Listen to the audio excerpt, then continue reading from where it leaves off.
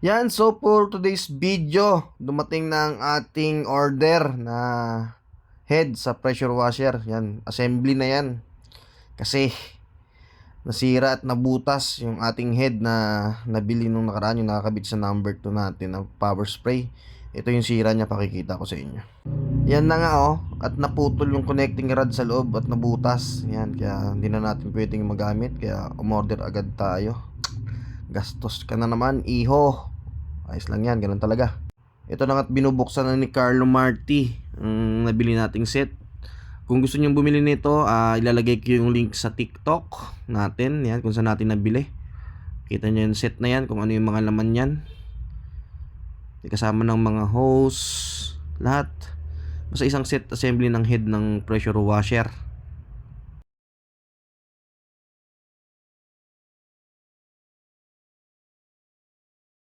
So ito na nga yung nilalaman. Yan, may pre-hose. Yan, yung heavy duty na rin yan. Yan, kasama na rin yung panghigop. O, hindi ko alam kung anong tawag dyan. Yan, kasi assembly na yan. Yan, yung kabitan ng belt. Kabitan ng belt. Tsaka ito na, yung motor na. Ay, yung motor, yung ano, yung head. Yan, may kasamang belt. Yung head, yan, tinatanggal na namin yung head. Yan, makikita nyo dyan. Isang buo yan. Ganun talaga. Pag negosyo, may kasamang gastos yan. Alright yan. Kasama mabawi naman natin yan kasi brand new na itong nabili natin. Yan no. Solid naman is, ang halaga nito is kulang-kulang 2,500.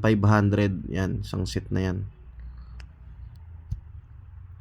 Paalala lang, wala pa palang langis yung ano na yan ha. Yung head na yan, lalagyan pa natin ng langis yan kasi walang langis yan.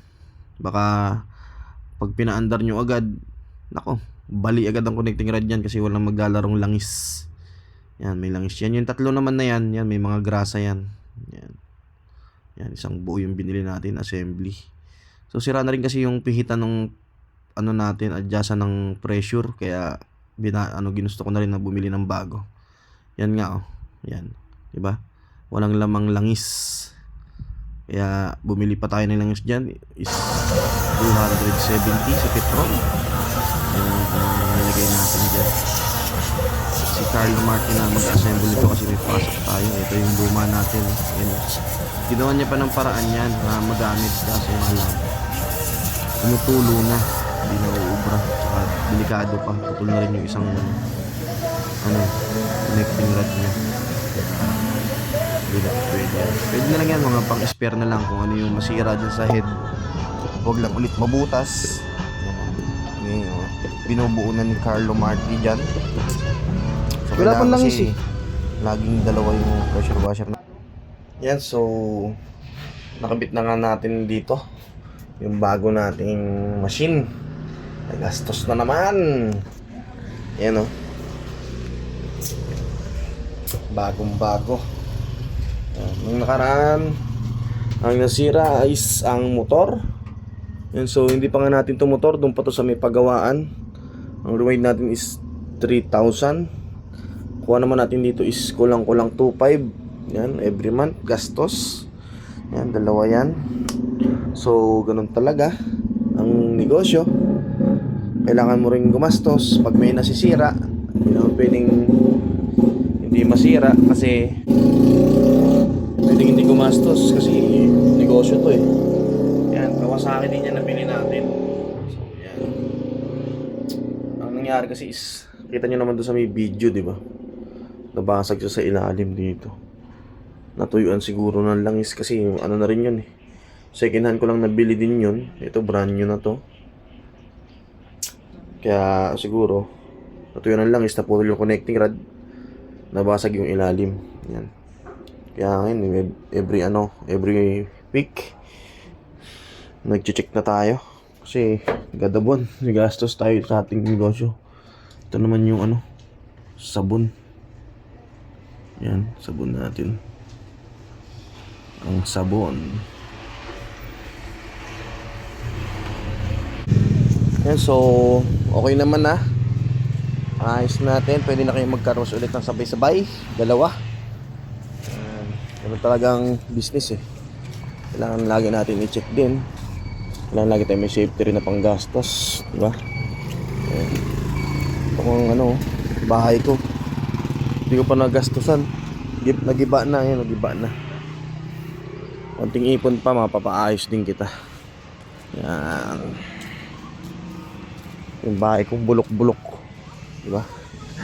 Ayun, nalaman na ka sa labas, oh. Yan yung karwasan din. Ayan, yan. Yung bahay natin. Ayan, oh. Kita nyo. Pag umulan, oh, umulan na rin sa loob. Ayan, nagiba-giba na, oh. Ayan.